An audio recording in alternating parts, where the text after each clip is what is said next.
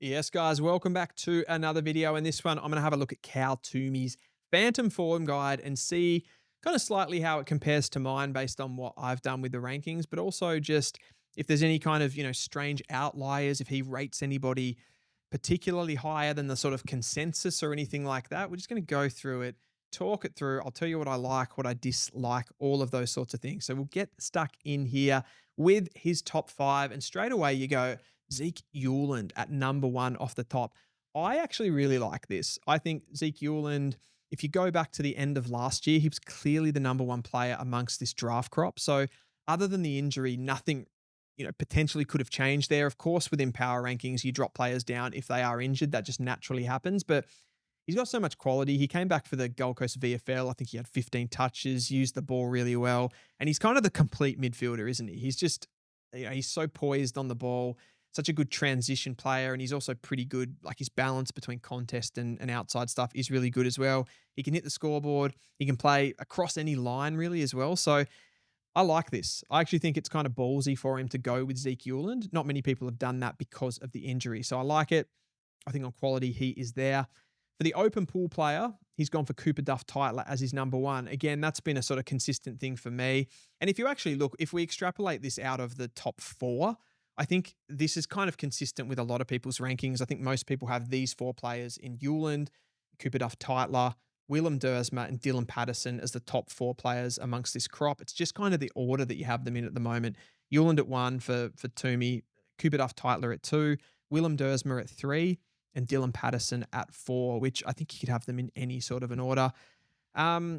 I think Cooper Duff Titler, as far as like from a ranking point of view, at the end of the day with his draft range, I think it's going to come down to the team, really, isn't it? Like I think he's going to get taken by either West Coast or Richmond in one of those sort of top four selections. If you say that West Coast are going to have two, so it's kind of safe just to put him in this range. I think his champs were a little bit down, and maybe caused for me a slight bit of doubt around what he's going to be at the AFL level. But I think back to that early season and some of the traits that he has as a ruck are just incredible. So quite like it. There's not too much to talk about overall with the top four because I think they're kind of the same for everyone. It's when you get to five, Dan Annable, I totally get this as well. I think Dan Annable's probably close to the most bankable player amongst this crop. I talked about this with Ashcroft last year, those players that have good inside-outside balance. They're really smart decision makers, good runners as far as from an endurance point of view, so they can sort of cover the ground. They get big numbers both on the inside and the outside. And if they're particularly creative by hand, like Ashcroft was last year and like Dan Annable is this year, I think that takes them to another level. The knock on Annable for me would be the kicking. And I think that's so important in modern football to be a good kick. And that's why I've got him just slightly lower. I think I've got him at 7 in my rankings. So down a little bit, but can totally see this one. I think it's just sort of a safe pick and what you do.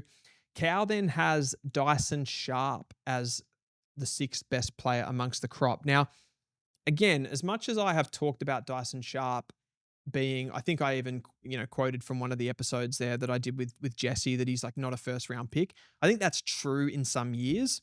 I think you would look at him as a player outside that top 20. Now, amongst this draft crop where it doesn't seem to be particularly deep and you're sort of clutching at straws a little bit with some of the players to go, okay, we could see him playing this role at the top level. He's got athleticism, but he doesn't necessarily have the footy nous around the contest and stuff like that. There's different things that players are missing and could build upon.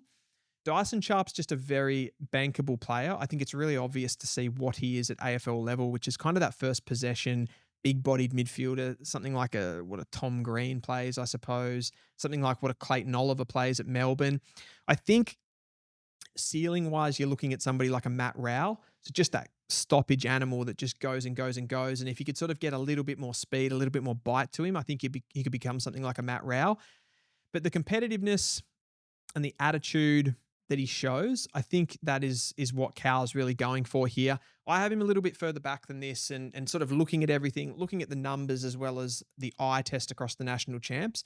It's hard to have him too much lower than this, but for the role that he's going to play, I think it's okay. You do, though, like one example that I've got written down here is that Cal had Murphy Reed in the top 5 at this point last year, and then he ends up going to 17. So I think Sharp, there is a potential for him to slide down. But if and we've talked about this a bit too, like if a club like West Coast, somebody that just wants a really bankable player just to come into the midfield and do well straight away, I can see them going for a player like Dyson Sharp at the top end.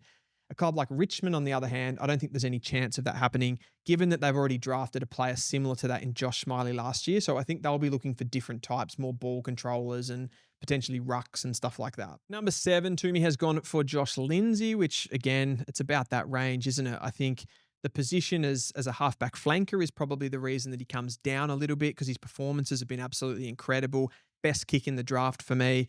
Not too much to say about this one. I think I had him at 8 or 9 overall. So yeah, pretty close. Then he's got this sort of group of key position players coming in next. So Mitch Marsh at the top, Aiden Schubert, Harry Dean. So we can sort of talk over this a little bit. Dean's a big bolter.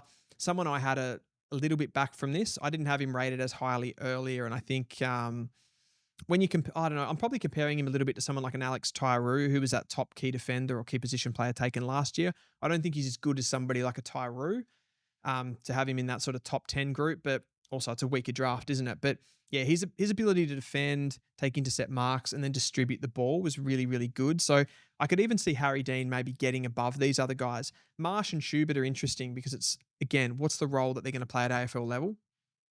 Mitch Marsh, sort of that third key position forward type height. I've mentioned in my rankings video that it's kind of around the marking, contested marking and physicality in the air that we haven't necessarily seen from Mitch Marsh. It's not that I haven't seen it either. It's not like I've seen him shirking contests or anything, but he hasn't taken those big marks. It's been more getting separation, getting on the lead, using his speed. Which is why I had him down at about the 15 mark overall. And I had Schubert a little bit higher because I think there's potential there that he could be that sort of, number one type key forward. There's also that role for him there as sort of a pinch hit in the ruck, half forward, that sort of swingman guy that's kind of the extra forward that plays a little bit in the ruck and a little bit as a forward as well. But he gets the ball a lot around the ground, which is a real strength for Schubert, and he uses it really well by foot as well, similar to Marsh. So I think these ones are fair, a little bit higher for those three key position players that I have. I had a couple of the other midfielders a little bit higher in this next group, which is the Oliver Greaves, Sam Grill, Sam Cumming, and Max King for Cal. So Cal's got them at 11, 12, 13, and 14. I would sort of have Greaves, Grill, and Cumming, particularly of those three, above the key position forwards with all the key position players, and then the key position players sliding back a little bit. I just feel those midfielders, albeit they probably all have a weakness in different areas. For example, Cumming, it's probably that endurance side of his game. He's got the speed and the power, but probably needs to work on that endurance and transition side of the game. Sam Grill, getting that midfield, being that A-grade midfielder is kind of the thing that we haven't really seen. We didn't see him do that at national championships. So he's done it for Oakley, but can he be that, real top liner at AFL? I think the question's still out on that, and there's still some risk attached to that. Greaves, probably you do know a little bit more what he's going to be, which is going to be that big first possession clearance player at AFL level. So he's probably the closest to fully formed. But then do you want to spend that amount of draft capital on that type of player is the question. So interesting there. Toomey has Max King at 14. I just have him sliding down a little bit with the performances over the national championships, but I get it. He's one of the fastest, most athletic players in this draft crop, and I think the ceiling is high. Haven't seen anything from a midfield perspective, though, which is why I put him down. Xavier Taylor, he's a gun. I absolutely love him, and we're around the same with him. He's got Ludovic at 16. I think I had him at 19, so yeah, it's about right.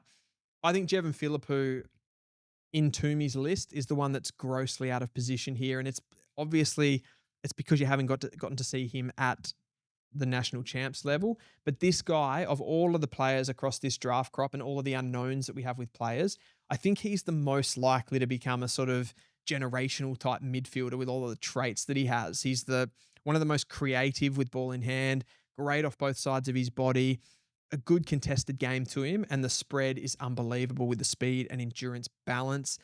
Then you throw in the fact that he can go forward and take a mark. You're starting to look at that sort of fully equipped everything sort of midfielder that you're always kind of trying to chase. So either someone's going to get a bargain here and he's going to go a little bit later, or he's going to push up to that top 5 in this year's draft, which I think might happen. Noah Hibbins-Hargraves, he has at 18. And while I love some of the stuff that Noah Hibbins-Hargraves does, just haven't seen him really want to insert himself into games as much as I feel he should. You saw that Western Australian performance when he kicked clutch goals at the end of the game to try to win it for his team. That was amazing, but then really floated out of the rest of the national championships before doing an injury. I probably just, firstly, I don't see the physicality at the top level, and I also don't see what position he's going to play. He's that medium sort of 186 outside type player, which sounds good on paper, but where does he actually play? Because he's not an inside midfielder. So is he like a medium forward? Is he a, you know, medium sized winger? I don't really know. He doesn't have elite speed. He's got good speed. He's got good movement. He looks really tidy. He looks pretty sexy on the ball, if you know what I mean. Like his skills, kicking, and all of those things are really elite. His handballing, his technicality is great. But there's at the AFL level, I feel in this sport, there's an era of sort of physicality that you need to have, and I just don't see it from him at this point. Louis Emmett, I think he's definitely a top 20 player. Zach McCarthy's one that I just sort of haven't grown into yet for a sort of top 20 pick. I think he could be between that 20 and 30 range.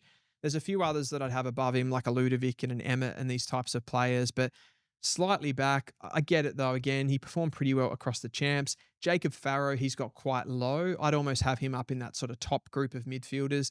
Again, I'm projecting that a little bit, and I want to see a little bit more of his midfield quality in the back half of the season. But if he can produce that, I think he's one of the most gifted players amongst this crop. Then you go to Swade, Adensel, and Doveston, which have just been pretty consistent, well-performed players. Doveston, a little bit of X factor inside the forward 50, which I really like. Adensel, sort of that well-balanced midfielder, and Swade, somewhat of a Dion Prestia type midfielder, I feel, which is maybe feels like a bit of a dying breed in the comp, but the ability for him to play as a small forward, I think, kind of tips him over the edge. It's maybe slightly higher than what I would have him, but it's kind of around the mark overall. And then he's got Riley Onley at 25 to round it out. Riley Onley, it's probably a bit higher than I've got him at the moment.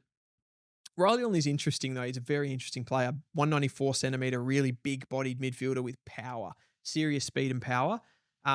His technical skills aren't the greatest, and I think that's what he's going to have to work on. But you definitely do have a skeleton there to be able to work on with his athleticism.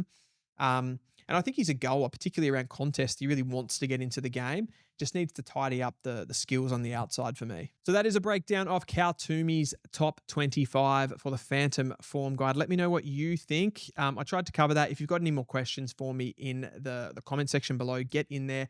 Let me know, and I'll see you guys in the next one.